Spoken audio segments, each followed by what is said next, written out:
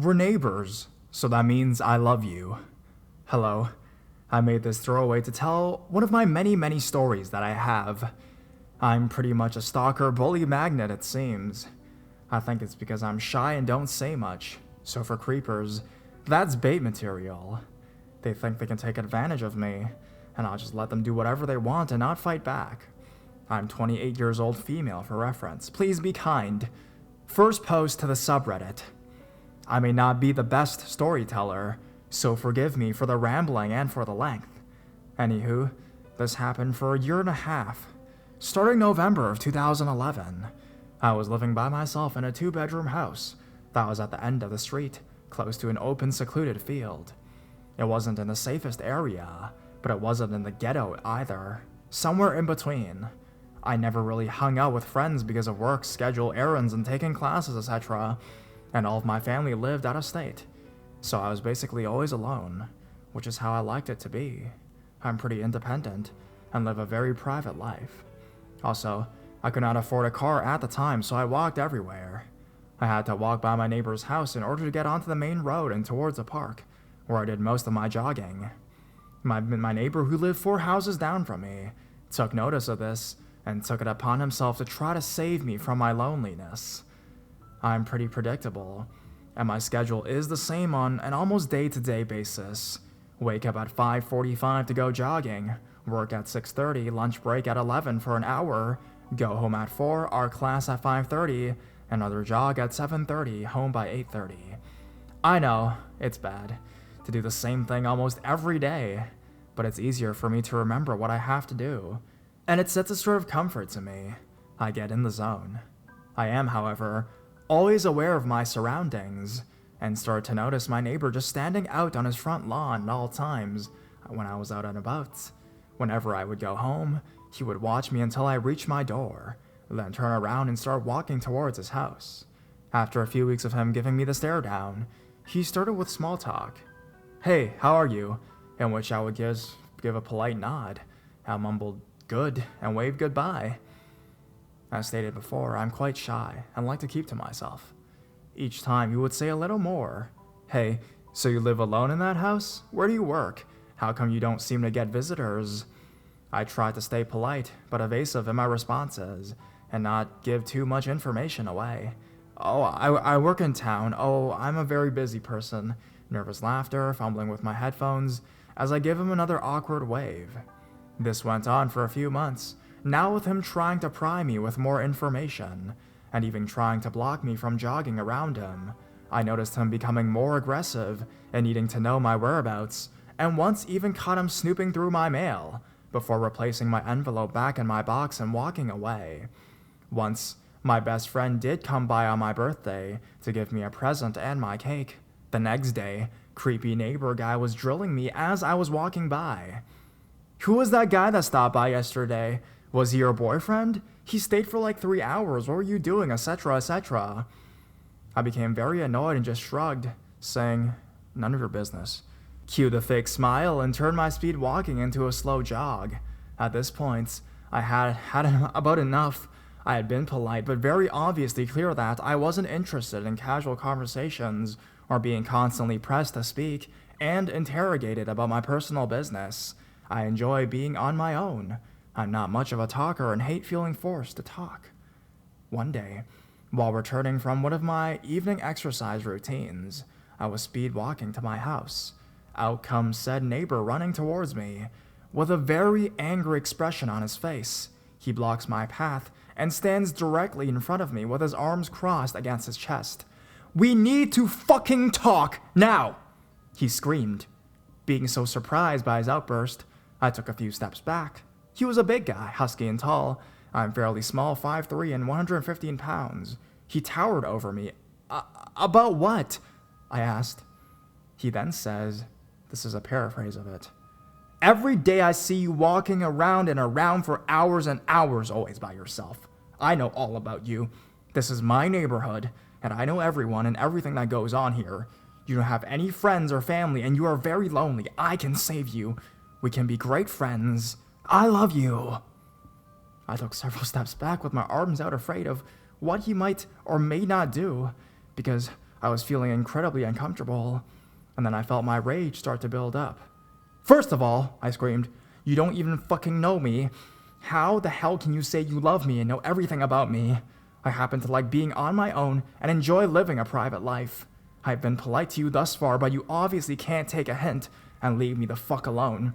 I have given you no indication whatsoever that I wanted to be your friend, and have been quite obvious in letting you know that your constant snooping and barrage of questions not only annoys me, but makes me feel uncomfortable. So, since you can't take a subtle hint, I'll be clear. Leave me the fuck alone." He chuckles, then giggles. Like I just said the funniest joke of all time. Meanwhile, I'm standing there fuming, because I'm not used to screaming and spending energy in that way. I'm soft-spoken, and it takes a lot for me to raise my voice. You have to push me to my limit. He stops laughing long enough to say, "I know that you need saving, and I'm your neighbor, so that means I love you, and I love you very much. I'm not a creepy guy." He then gets very serious again. "I just know you like the back of my hand. I know that I can save you and make you happy. You don't like to be alone, and I can't stand the fact you walk everywhere and exercise all the time. You don't need to exercise every day. I hate that you do that. You need to come over to my house instead and have a few beers. Have fun. Live a little. Stop being so serious all the time." I said, "Leave me alone. Again, you don't know shit about me. I enjoy exercising, and who the hell are you to tell me what I can or cannot do?" I quickly noped the fuck out of there and ran to my house, slamming the door behind me. I can hear him still chuckling again. I called a friend and told them what happened. They suggested calling the cops, but for whatever reason, I didn't. I started to become paranoid after that incident, and if I saw him already standing on his front lawn, I stayed inside and stopped walking down the street that led out to the main part of town. Instead, I detoured and walked through the secluded open field by my house. I opened up a gym membership so I can still exercise without him seeing me jog around the block, and just pretty much tried to avoid him as much as possible. But one rainy day, my ninja skill slipped, and he saw me cutting through the field. He started running full speed towards me, but I reached my house in time to lock the doors and cower inside. A few moments later, he was banging on my door, saying my name, and saying, "Open the door now." I waited until he left, and cautiously opened the door, and a small folded piece of paper fell. I picked it up and relocked the door. It said, "Call me AJ and his phone number, XOXOXO. I ripped it up, called the same friend as before and complained again. They advised I call the cops, but at this point my lease was up, and I was moving in less than a week, so I was like, stupid, I know. Fast forward to moving day, I'm with a few friends, some work colleagues, and we're packing my stuff into several cars and cleaning everything up, as we're finally driving down the street one last time. Out comes creepy neighbor and says, "Why didn't you tell me you were moving? You're supposed to tell me everything." I'm in the car as he's shouting this, and my friends pull down the window a bit and says, "I thought you knew everything." We laugh and drive away and never see him again. Well, hope you enjoyed the read. May not be super creepy, but it sure was a very uncomfortable situation for me. There were times I felt like a prisoner inside my own home. I'm glad it's over. Thanks for reading.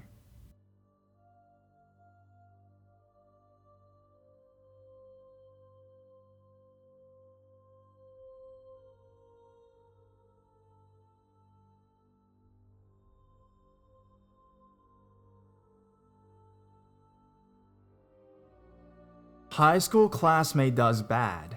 Very bad. Hey, I posted this as a comment in another thread. I was encouraged to post it here as well. I went to high school with a guy, we'll say his name is Bob. Bob and I were never close, but we sometimes hung out in the same circle. He was in band and I was in drama. Bob always was a little off. I think he may have had a learning disability, and maybe that resulted in him being socially awkward. Anyways, by sophomore year, he was dating a friend of mine, so I saw more of him. By junior year, he had dropped out and tried to get his GED. That was the last I heard of Bob, for a while at least. Fast forward to the summer 2 years after graduating.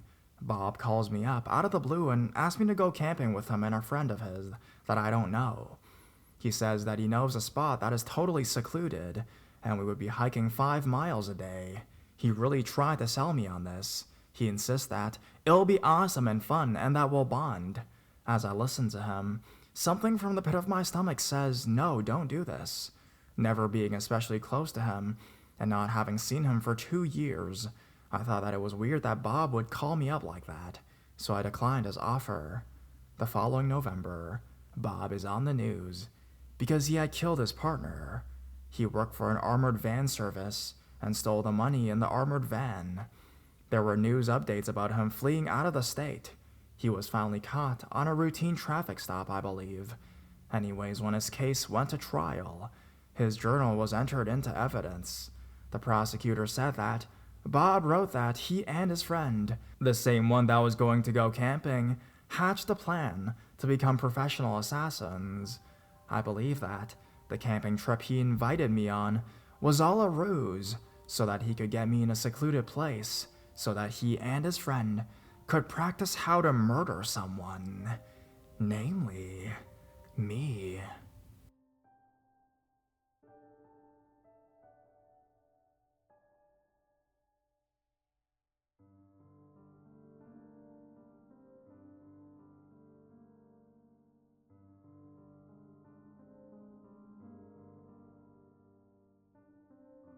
I'm still alive, thank God. So, it was November 2014. I was 17 years old at this point. I had a fake ID, which means I could go out. Anyways, back to the story. I was drinking with my friends at the bar, where I was working at the time. I started speaking to a guy, which turns out that he was the manager of Pizza Express opposite the bar. We were talking about sci-fi films and all sorts of things. Basically, I wanted to call it a night as I was a bit drunk, and this guy decided to walk with me as well. We had a great chat. He was talking about his sexuality, and he is happily gay. It took us 20 minutes to get home in the pouring rain. We both parted ways. Now, being really drunk and running home is not the greatest combo of all time. I ran into a lamppost. I got back up and started speed walking out of nowhere, where I got hit in my right ear, which made me dizzy, and all of a sudden I got hit again. I managed to get my sight back, and it turned out to be 3 mobs was hitting me with a plank of wood. Mob 1 said, "Empty your pockets now." "I don't have anything." Mob 2 said, "Yeah, you do. Where's your phone and wallet?"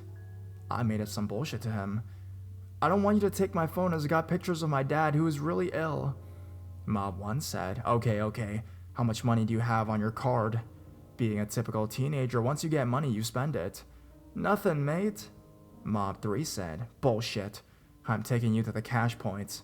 So, as they took me to the cash point, my head started ringing really badly. They started speaking to me like a normal person, asking my age, my name, and what I'm studying. Funny enough, I asked the same question back, and they all answered truthfully, which was strange. We got to the cash and I typed my PIN, and it came out with 45p. When they saw that, they walked off like nothing happened. So I ran home mortified, and amazes me is that they mugged me outside my doorstep. Next day I remember what happened, but I didn't remember their name or what they looked like. I phoned the police and wrote a statement. They checked the CCTV on the cash machine, and they couldn't see any faces, but they could see a guy with a knife pointing to my back. The police didn't catch them, but they are on high alert of that area. Ladies and gents, from the experience that I had, meant I was a lucky man to survive this, as the police says that they seem like first-timers. If you're ever coming back alone from a night out, please get a taxi home, because you'd rather spend money than risking your lives, right? There are crazy people in this world, and they'll do anything to get your belongings. So, to the 3 musketeers, let's not meet.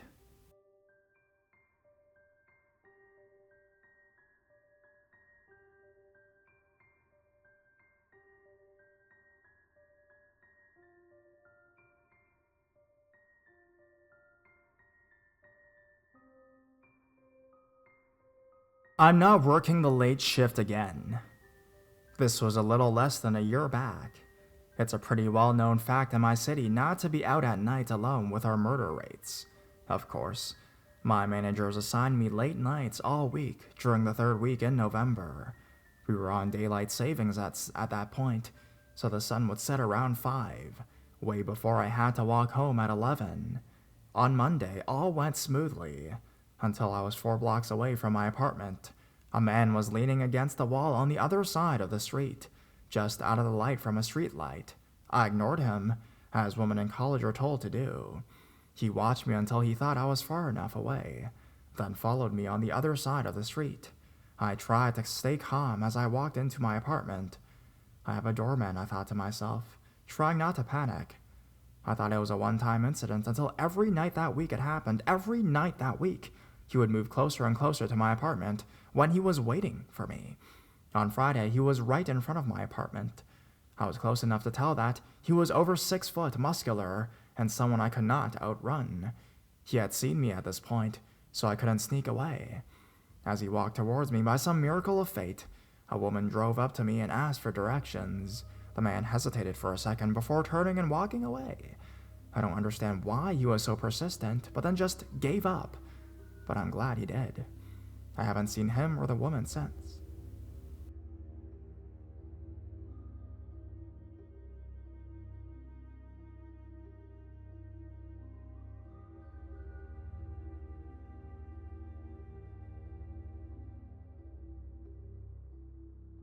On my way to work.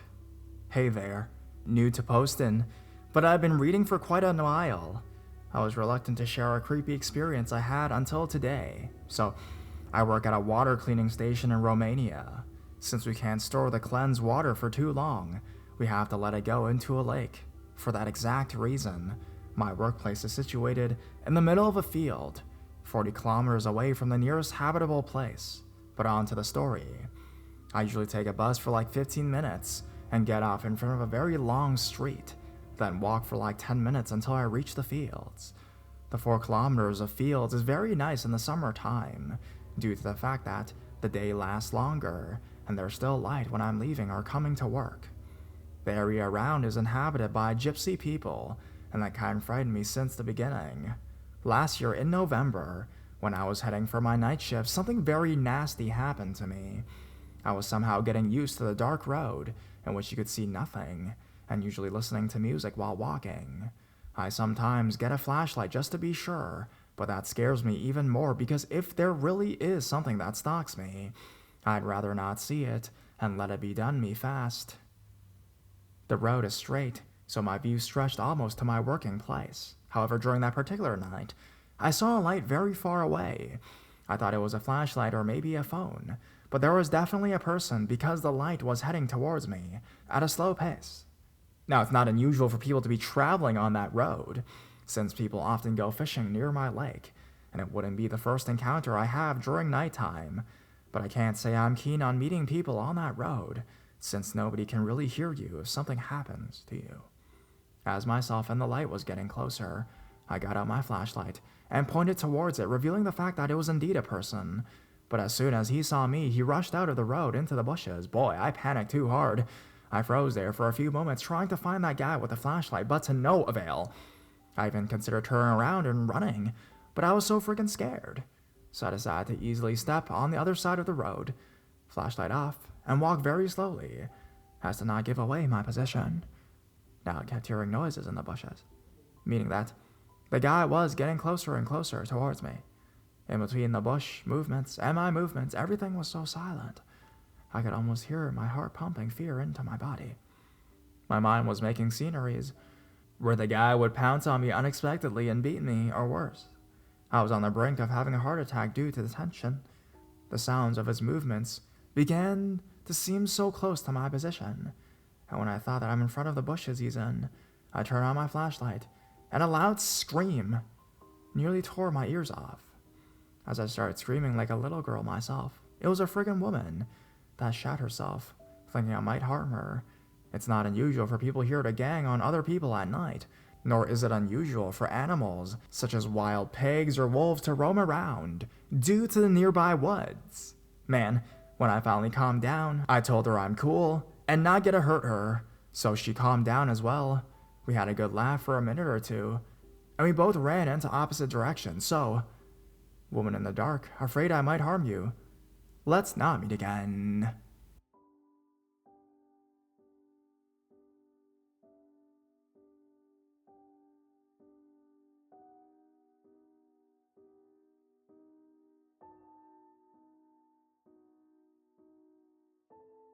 I decided to post my own strange encounter. It may not be as creepy as some of these, but it was super unsettling for me.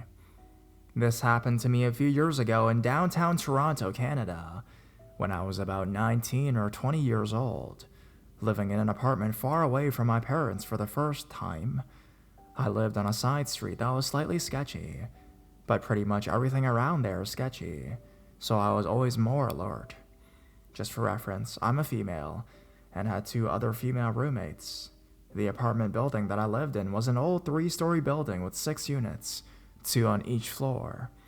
At the main outdoor entrance at the front of the building, there is a porch with some chairs and a door in the middle that leads to a staircase that goes to the upstairs apartments as well as the basement. There is also a door on the left and right side of the main entrance, which leads directly to either main floor apartment. Of course, I lived on the main floor with a flimsy door that could be pushed open if it wasn't deadbolted. My shitty landlord refused to fix anything. Also, there was a basement in the building that we used for laundry, which was super creepy looking and decrepit. There were 2 doors down there labeled B01 and B02, as well as a separate washroom. I just assumed that they were shitty basement apartments, but I was pretty positive that they were not occupied. Sorry for the lengthy description, but you need to be able to picture the building to understand the story and realize how creepy it truly was. So, it was probably around mid-November time. I remember it was cold outside, and we had been living in the apartment for a month or so without any issues. One day after class, I went grocery shopping and returned to my apartment when it just started to get dark outside, handful of grocery bags. I get to my door and I see a woman just standing in front of my door staring at the door itself, wearing a winter cap pulled down, slightly hiding her face. Side note, my roommates were not home at this point. Now, this woman was smaller than me and looked quite meek, so I wasn't feeling threatened, just a little weirded out. Wanting to get this rude bitch out of my way, I say, excuse me, and she moves like 2 steps to the side, barely giving me room to get to my door, and also making her uncomfortably close to me when I was struggling with my keys to unlock the door. Afraid she was going to rush the door, I quickly slid in. A few minutes later, I heard a knock at the door. I assumed it was going to be this lady, so I was hesitant to answer, but did anyways. I opened the door just a crack, and the lady softly says, "Hi, would you be able to let me in through this entrance? My friend lives in the basement, and we were supposed to meet, but he doesn't have a phone." This immediately strikes me as strange, given the early description of the basement. This was also the first time I really got a look at her. She looked like she was in her mid or late 30s, with a sunken-in face and slightly unkempt appearance.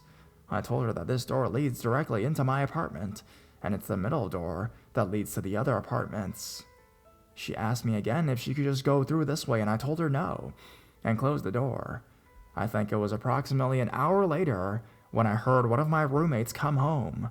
She immediately headed to my room and told me that there was a strange lady out front who was just sitting on one of the chairs in front of our door. I told her what happened, and we both agreed that it was super creepy, and to make sure that the door was always dead bolted.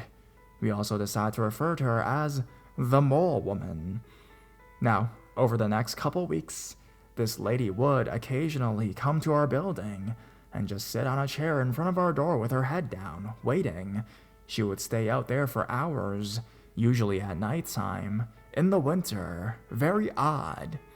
I don't think I can accurately describe the uneasiness that I felt every time I passed her, just due to the fact that she was always so close to my door that I basically had to squeeze around her to get in and out of my apartment. My one fear was, if she had a knife, she could easily just stab me one of these times as I walked past.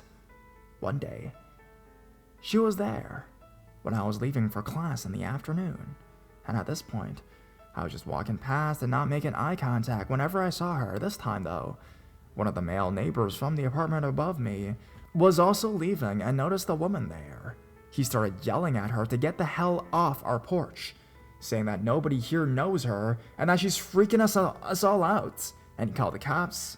This was the first time I had talked to any of the other occupants about the situation. He said that he had seen her standing in front of our little door or sitting on the chairs on multiple occasions and had told her to leave many, many times.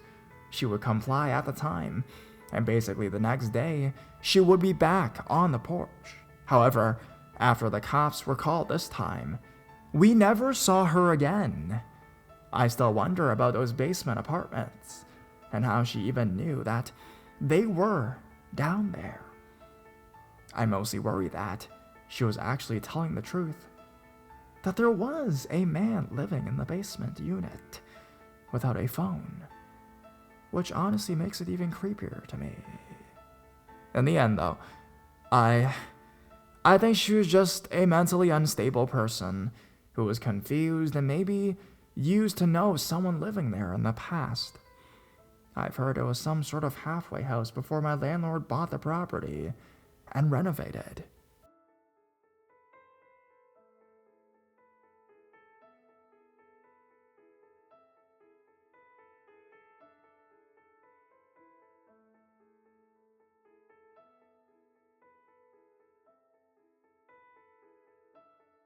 Mannequin heads stir up the strangest conversations. Hi. For reference, I'm 5'7" and 19 years old. I went to beauty school in 2013 to November of the past year, and because I was a very adamant student, I would often bring home my mannequin heads to continue work once school was over. I worked at a salon during this time as an assistant in downtown Boston. One night, I was working later than I usually did. It was about 8 or 9 by the time I left the salon and had to take the subway to get home. Of course, if you know anything about downtown Boston, you know there are lots of drunks, drug addicts, and homeless people around. I got to the station I need to catch the train that would take me home at, and I went to my usual spot, the very front of the platform. No one ever sat there, so it was never crowded. As the doors opened, I sat in the single seats just because that way I could set my bag from school beside me and my mannequin head too, without worrying that I was blocking someone else from having a seat. A man sat across the row from me. He was probably in his early to late 30s, and he was obviously drunk off his ass. He stared at me for 10 minutes of my train ride. It usually takes me 30 to 40 minutes to get home, but I didn't think much of it. I assumed he was looking at my bright green hair as most people do. He then began to talk to me. He told me he liked my head. I was assuming he meant my mannequin, so I just smiled and nodded. He tried to grab my mannequin head a few times and told me, "I just want to see her." Before I got off the train, I noticed he had been masturbating the entire time I was riding this train. I got off and told the MBTA worker and reported the event to her. I haven't carried my mannequin heads around since. I'm assuming they don't like having creeps masturbate to them either. So, creep on the subway. Let's not meet.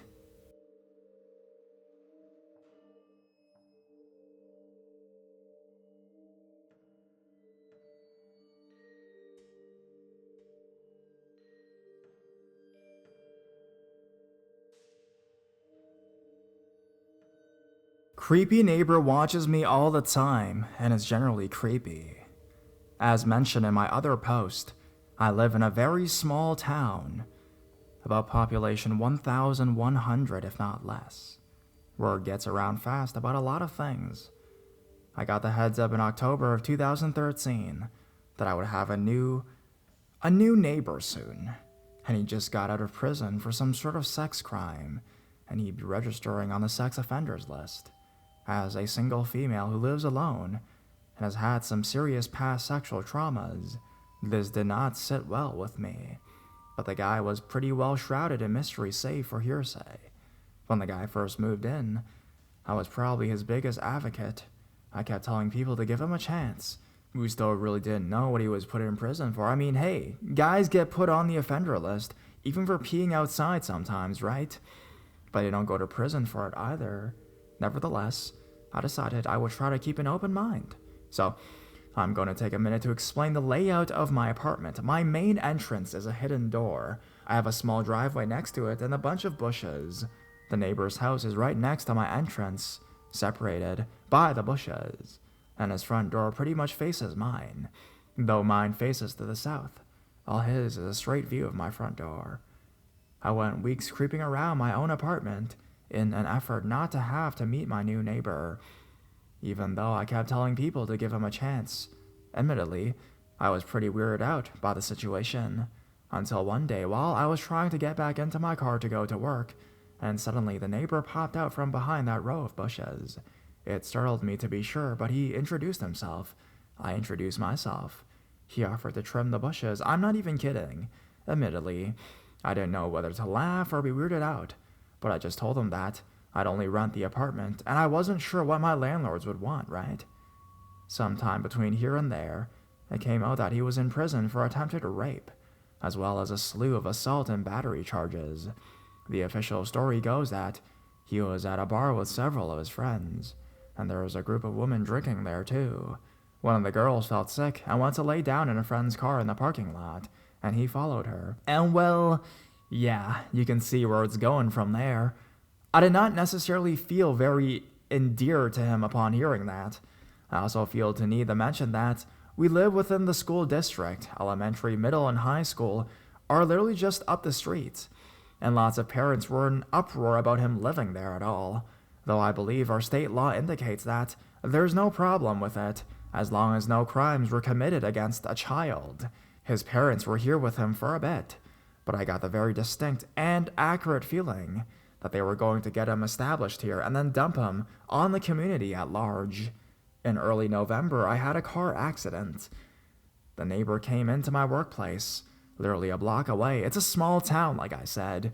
That afternoon, it was my day off, and started to ask my boss about me, starting with if I worked there. He almost had to have known, since I walked to work pretty frequently, and at that point, I wasn't really trying to hide it. I was there first. No reason to go out of my way yet to avoid him. She said that his eyes were all over the place, like he was casing the joint, and he was rather possessive in speech. My neighbor, I met her, mine, me, mine, my, and asked if I had been in a wreck. She confirmed. And he said he'd have to bring me over a care package. That was the last thing I wanted. The whole exchange left her with a rather sour feeling in her stomach, and she called me immediately to let me know what had just transpired. I'm still relieved to say that the care package never came, but it definitely put me on edge. Even more so when he came into my work that following Monday to get breakfast and told me he didn't know I worked there. Alright, at that point, I was definitely fucking sketched. His parents left a day before Thanksgiving. Yep, they left their son all alone the day before Thanksgiving. Well, I don't really like the guy. That was pretty screwed up. Somewhere between this time period, I started noticing him watching me. Not too frequently when his parents were there, but just enough for me to notice that he was watching, and my hackles to be raised. After his parents dumped him there, the watching became pretty constant all the time. I would leave in the morning, he's at the front door watching. I would leave in the middle of the day, conveniently outside waving. Come home at night in the pitch darkness, still waiting, still watching. Over the next month and a half, things really escalated on that front. I was feeling less and less safe about going home. Several friends and family members witnessed him watching me. He seemed to skulk around at weird times. On Thanksgiving Day, he hit all the houses of single women on the block and dropped off 3-pound bags of M&Ms for everyone. He tried to knock on my door, but I didn't answer, and I pretty much stopped responding to door knocking. But that does not come with a phone call or text first, no. He went upstairs to my landlord's entrance, introduced himself, and asked that she make sure I get some of the candy. Yeah, no thanks. So, I talked to a female police officer, and she told me to start logging everything, and that the police would do nightly checks on their ride-arounds. My landlord cleared out a space on the other side of the garage for me, so I no longer have to park around back. I can use the other set of stairs to get directly into my apartment. Someone bought me some pepper spray, which I never hoped to use, and I also have a samurai sword at my disposal. Pretty far-fetched there, but hey, whatever makes you feel better, right? It makes me so mad at myself to admit that I'm still really scared of this guy, especially upon recently learning that he's military trained. More recently, he was spotted just sitting outside of my work at around 8 p.m., well after the closing time. When he was noticed, he just tried to casually disappear into the night air. The guy seems to go out of his way to creep people out, and yet seems to have no idea why. No one wants him around. I'm happy to report that I see less of him these days. I park inside, but he does make random stops inside my work to get an odd assortment of items. I've been instructed to go hide in the back until he leaves, which sometimes takes forever, since he seems to stall now and wait for me to come out until he's exhausted all his conversation options. Has anyone dealt with anything similar to this? I love to hear what you guys have to say or think about this.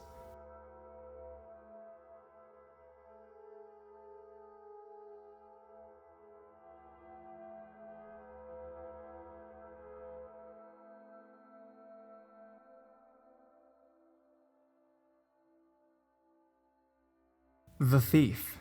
Okay, so I'm new to Reddit, but after reading some stories on this thread, I think the story will fit.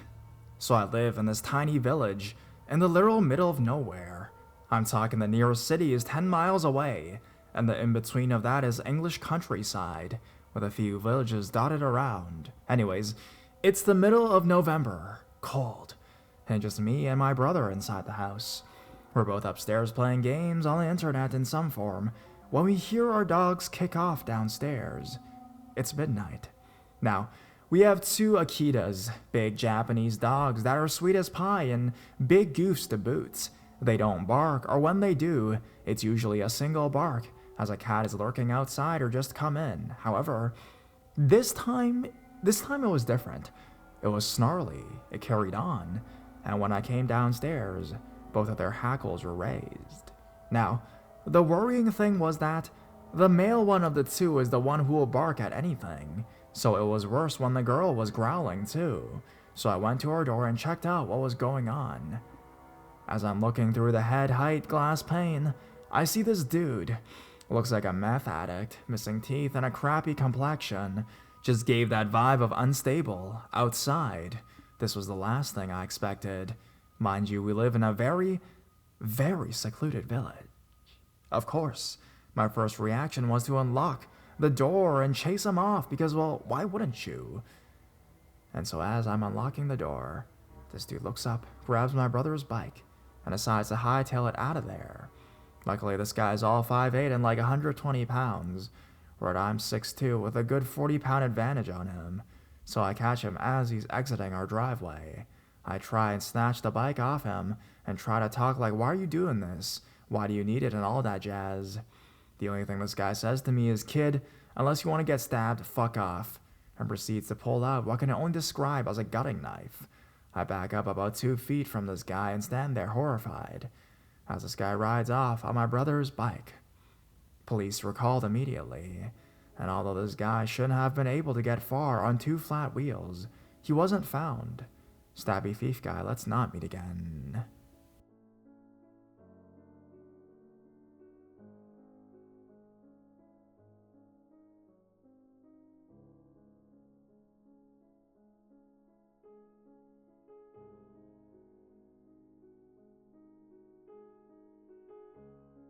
Nothing like getting baptized in front of Target.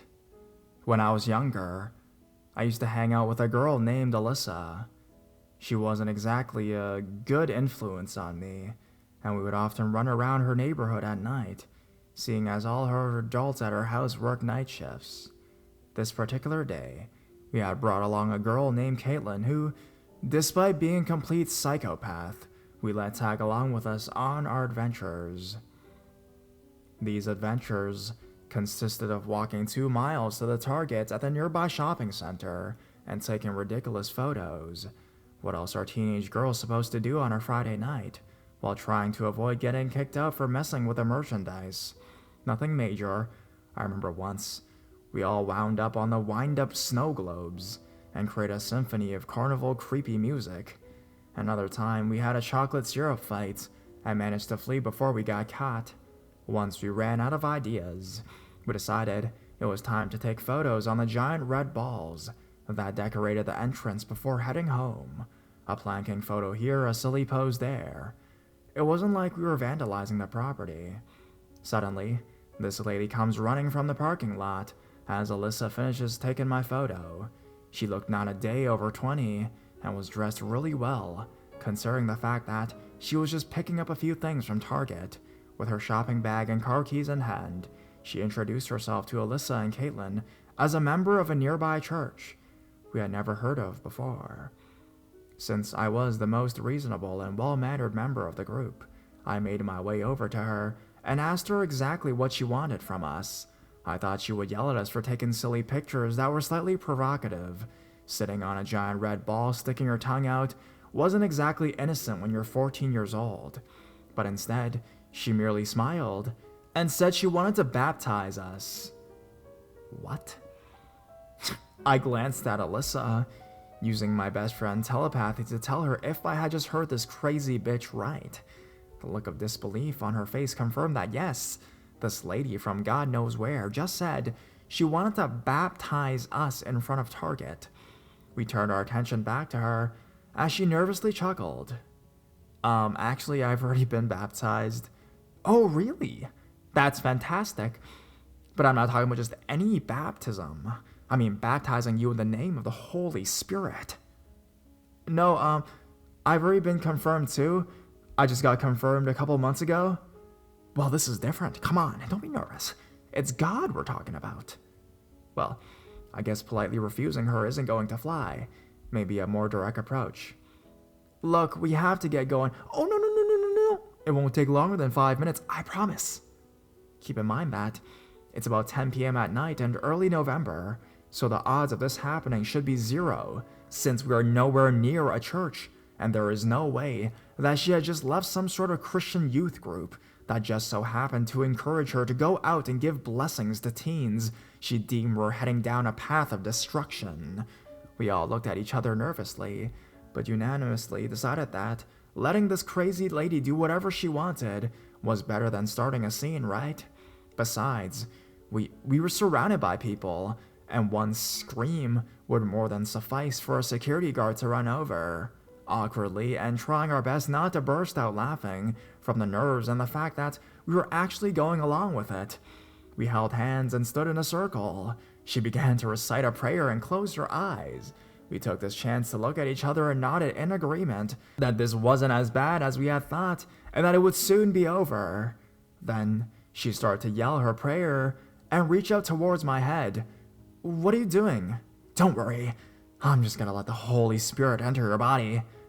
Look, I don't think I'm comfortable. Before I could finish, she had already had her hand firmly on the top of my head and began reciting another prayer. Caitlin lost it at that point and burst out laughing.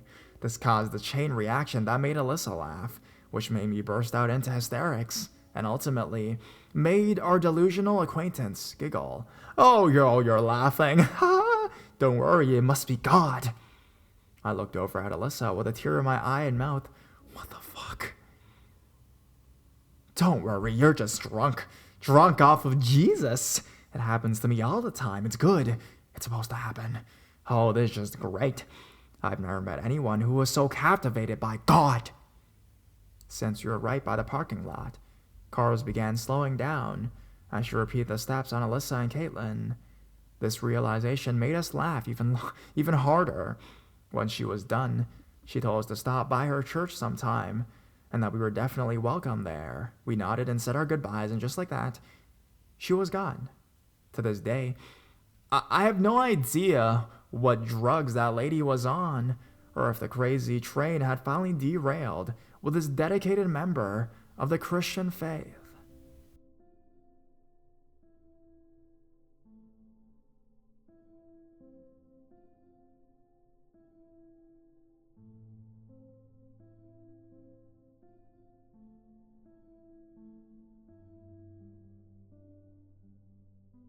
The shadow in the street. It was about 7 years ago, when I was 15 years old and lived with my parents. We lived in this little village in the middle of the English countryside. We had this asshole little terror. He hated other dogs but loved people, who I was responsible for walking. I used to walk him 3 times a day, before school, after school, and late at night. Guess when this encounter happened? It was late November, so it was pretty dark at 10 at night. It was also raining quite heavily. But I'm one of those weird fuckers who like taking walks in the rain at nighttime, or at least I used to. So my usual routine went past a couple of farmers' fields. I would sometimes let my dog off the lead if there weren't any other dogs around. Anyways, I get about 5 minutes from my house, still on a main road, when ahead of me I see this shadowy figure. I didn't think anything of it. Maybe this dude just liked walking in the rain at nighttime. But then my dog started going mental. I mean, really friggin' mental. He kept switching between barking and whining and kept pulling on the lead to try and go home. The shadowy guy moved forward and stood directly under a streetlight.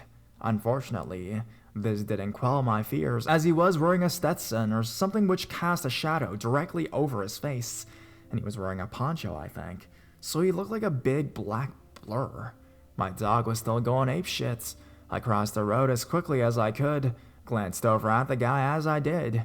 He seemed to rotate, watching me as I ran down the road past him. I got to the entrance of a school field to my left and ducked inside. I am really short, so couldn't see over the hedges. But my dog was still fucking losing it. As was I at this point. I ran through this field back towards my house, but still had to leave the other side into the same road I saw the shadow dude. I jogged back into the street trying to seem calm, not thinking that my earlier actions said otherwise. I looked over my shoulder and he was gone. My dog had calmed down and I sprinted straight home, slamming the door behind me when I got inside. I went straight to my room and slept with the lights on for the first time since I was 8. Thinking back, I always tried to rationalize it. That Stetson and poncho were because it was raining outside. The streetlight cast a shadow. He watched me because, let's face it, a mental dog and twitchy kid are something to be concerned about. There were houses to the right of the road, so maybe he disappeared into one of them. Still, I stopped walking my dog then. And now, I hate late night rain walks.